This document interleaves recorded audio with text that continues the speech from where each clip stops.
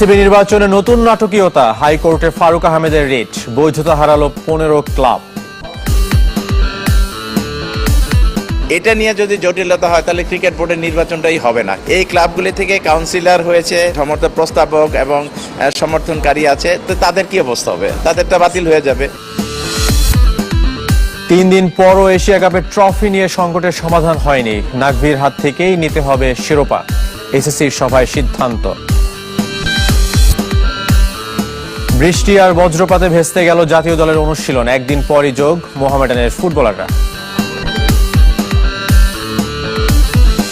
এবার নাটকীয় মোড় নিয়েছে বিসিবি নির্বাচনে। সাবেক অধিনায়ক ফারুক আহমেদের রিটে হাইকোর্ট নির্বাচনে অযোগ্য ঘোষণা করেছে 15 ক্লাবকে। তাতেই জটিল রূপ নিয়েছে নির্বাচনী সমীকরণ। এদিন আব্দুল্লাহ ফুয়াদ রিদওয়ানের প্রার্থিতা বৈধ হওয়ায় নির্বাচন করতে হচ্ছে আমিনুল ইসলাম ও নাজমুল আবেদিনকে। যে কোনো থ্রিলার সিনেমাকেও হার মানাচ্ছে বিসিবি নির্বাচন। ক্ষণে ক্ষণে বদলাচ্ছে সমীকরণ। তাতে আইন আদালত আর পেশি শক্তির ব্যবহার কি হচ্ছে না। আমিনুল ইসলাম বুলবুল ও তামিম ইকবাল পক্ষের সমঝোতার চেষ্টা ভেস্তে গেছে।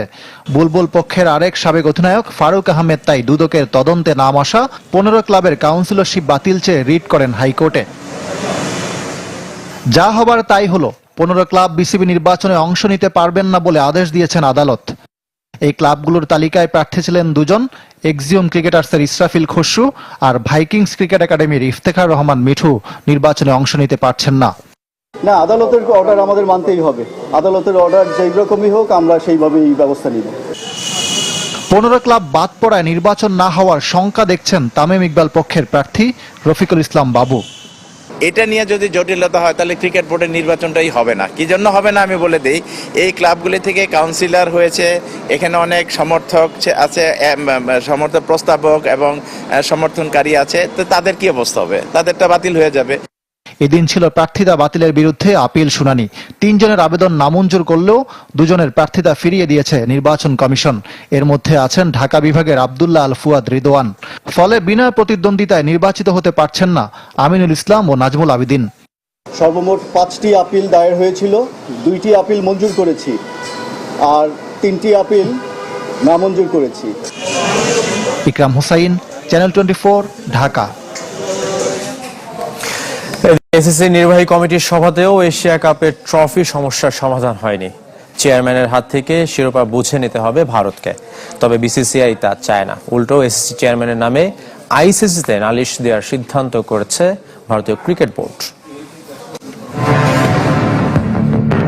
এবারের এশিয়া কাপ যেন এক মেগা সিরিজ, যার উপজীব্য পাক ভারত দ্বন্দ্ব আর সবশেষ ক্লাইম্যাক্স ট্রফি কাণ্ড। চ্যাম্পিয়ন হয়েও এখনো বুঝে পায়নি টিম ইন্ডিয়া, বুঝে নিতে চায়নি। মঙ্গলবার এসিসির আনুষ্ঠানিক সভাতেও সমস্যার সমাধান আসেনি। এসিসির সিদ্ধান্ত, সংস্থার সভাপতির হাত থেকেই নিতে হবে ট্রফি। তার আগ পর্যন্ত ট্রফি থাকবে এশিয়ান ক্রিকেট কাউন্সিলের দুবাইয়ের অফিসে, কিন্তু সেই প্রস্তাবে রাজি নয় বিসিসিআই। অথচ ফাইনালের 3 দিন আগেই ভারতকে জানানো হয়েছিল নাকভি তুলে দেবেন চ্যাম্পিয়ন ট্রফি। তখন অবশ্য আপত্তি জানায়নি ভারতীয় ক্রিকেট বোর্ড। এসিসির বোর্ড সভায় নতুন করে প্রত্যেক টুর্নামেন্টের আগে কর্মপরিকল্পনা চূড়ান্ত করার প্রস্তাব দেয় শ্রীলঙ্কা, কিন্তু তাতে আপত্তি জানান বিসিবি সভাপতি আমিনুল ইসলাম। তার মতে, আগেই সব ঠিক থাকলে ক্রিকেট মাঠে সৌহার্দ্যের জায়গা কোথায়? তবে ভারতের চোখে সৌহার্দ্যের চেয়েও বড় নিজেদের ইগো। তাই প্রয়োজনে এশিয়ান ক্রিকেট কাউন্সিল থেকে নাকভিকে সরাতে চায় বিসিসিআই, লিখিত অভিযোগ দেবে আইসিসিতে। একই সাথে ভবিষ্যতে যেন এমন পরিস্থিতি তৈরি না হয়, সেজন্য বিকল্প উপায় খুঁজে বের করতে নভেম্বরের আইসিসির সভায় প্রস্তাব রাখবে বিশ্বের সবচেয়ে ধনী cricket board. Zahir Sagar, channel 24। Asian cricket councillor development কমিটির চেয়ারম্যান হলেন বিসিবি সভাপতি আমিনুল ইসলাম। এসিসির সভায় এই সিদ্ধান্ত হয়। 2 বছরের জন্য গুরুত্বপূর্ণ পদে থাকবেন বাংলাদেশের সাবেক অধিনায়ক। এশিয়ার 21টি সহযোগী দেশের ক্রিকেট উন্নয়ন মূল লক্ষ্য এই কমিটির, জানিয়েছেন বিসিবি বস। দেশগুলোর ক্রিকেটে অবকাঠামো উন্নয়নেও ভূমিকা রাখতে চান আমিনুল। 9 বছরেরও বেশি সময় ধরে আইসিসির ডেভেলপমেন্ট ম্যানেজারের দায়িত্ব পালন করেছেন তিনি। পিএসএল ছাড়া বিদেশি কোনো ফ্র্যাঞ্চাইজি লিগে পাকিস্তানি ক্রিকেটারদের খেলার অনুমতি দেবে না পিসিবি। সোমবার এই স্থগিতাদেশ জারি করেছেন পিসিবির প্রধান পরিচালন কর্মকর্তা সামির আহমেদ। মূলত পাকিস্তানের ঘরোয়া ক্রিকেটের মান বাড়াতে তারকা ক্রিকেটারদের উপস্থিতি নিশ্চিত করতে এমন সিদ্ধান্ত নিয়েছে দেশটির ক্রিকেট বোর্ড। এই সিদ্ধান্ত বহাল থাকলে তার প্রভাব পড়তে পারে বাংলাদেশ প্রিমিয়ার লিগেও। তবে তার আগে আর্থিক ক্ষতির মুখে পড়তে হবে বাবর আজম সহ ম্যান ইন গ্রিন তারকাদের। আসন্ন বিগ ব্যাশে 5 কোটি টাকায় বাবরকে দলে ভিড়িয়েছিল সিডনি সিক্সার্স। নারী ওয়ানডে বিশ্বকাপের খবর। বিপর্যয় সামাল দিয়ে বড় সংগ্রহের পথে ভারত। শ্রীলঙ্কার বিপক্ষে সবশেষ সংগ্রহ 6 উইকেটে 221 রান। বৃষ্টিতে এই ম্যাচ হচ্ছে 47 ওভারে। গুয়াহাটিতে উদ্বোধনী ম্যাচে টস হেরে ব্যাট করতে নেমে শুরুতেই স্মৃতি মান্ধানার উইকেট হারায় ভারত। এরপর প্রাতিকা রাওয়াল ও হার্লিন দেওয়াল গড়েন 67 রানের জুটি। হার্লিন 2 রানের জন্য হাফ সেঞ্চুরি বঞ্চিত।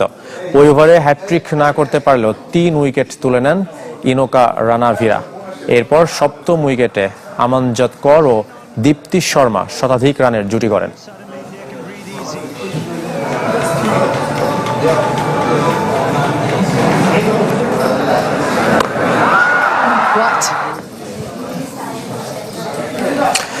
এদিকে বাংলাদেশ নারী দলের কোচ সারোয়ার ইমরান ব্রেইন স্ট্রোকে আক্রান্ত হয়েছেন, তবে তার শারীরিক অবস্থা এখন ভালো।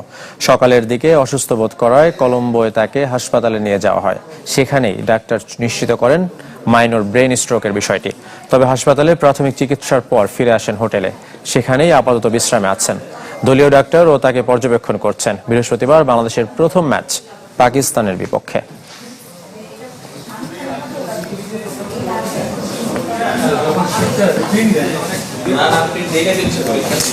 ফুটবলের খবর। হঠাৎ বৃষ্টিতে মাঝপথে থেমে গেল বাংলাদেশ দলের প্রথম দিনের অনুশীলন। শুধু বর্ষণ নয়, ধারাবাহিক বজ্রপাতও বাধা হয়ে দাঁড়ায় জামাল ফাহমিদুল জায়ানদের অনুশীলনে।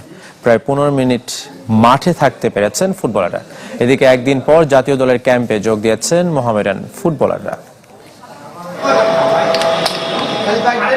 ঢাকার বিকেলে হঠাৎ আঁধার, কালো মেঘের অন্ধকার ঢাকতে জাতীয় স্টেডিয়ামে ফ্লাড লাইট জ্বালিয়ে শুরু হয়েছিল বাংলাদেশ দলের অনুশীলন। সেটা নির্ধারিত সময়ের প্রায় 1 ঘন্টা পর কিছুক্ষণের মধ্যে নামে বৃষ্টি, শুরু হয় বজ্রপাত। সময়ের সাথে সাথে যা বাড়তে থাকে। তাৎক্ষণিক সিদ্ধান্তে ফুটবলারদের নিয়ে ড্রেসিং রুমে ফেরেন হেড কোচ হাভিয়ের কাবরেরা।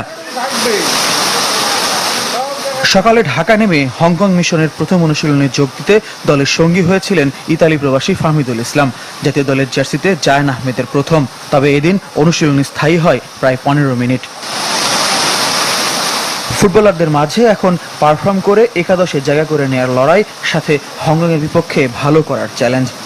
একটা টিমে যত চ্যালেঞ্জ থাকবে এটা আসলে টিমের জন্য ভালো, আর এটাই মনে করি চ্যালেঞ্জটা থাকা উচিত। মিডফিল্ড বলতেছেন, ডিফেন্স বলতেছেন, বা প্রত্যেকটা পজিশনে যদি প্লেয়ার থাকে, সো এটাই মনে করি ওভারঅল টিমের জন্য বেটার। হংকংয়ের সাথে আমরা দীর্ঘদিন কোনো ম্যাচ খেলি নাই, তো ওই হিসেবে ওনাদের যে বিগত লাস্ট যে ম্যাচগুলো আছে, তো ওই ম্যাচগুলো দেখে আমাদের প্রিপারেশন আমরা নিচ্ছি।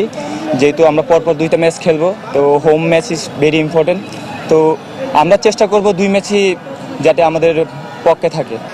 মোহামেডানের 6 ফুটবলার প্রথম দিন না থাকায় গোলরক্ষক সংকটে দল জরুরি ভিত্তিতে ডেকে আনা হয় পাপ্পু হোসেনকে। স্কোয়াড এখন 30 জনের। সন্ধ্যায় পাপ্পুর ভাই সুজন সহ মোহামেডানের 4 ফুটবলার যোগ দিয়েছেন জাতীয় দলের ক্যাম্পে। মেহেদী আর সুমন রেজার যোগ দেওয়ার কথা বুধবার।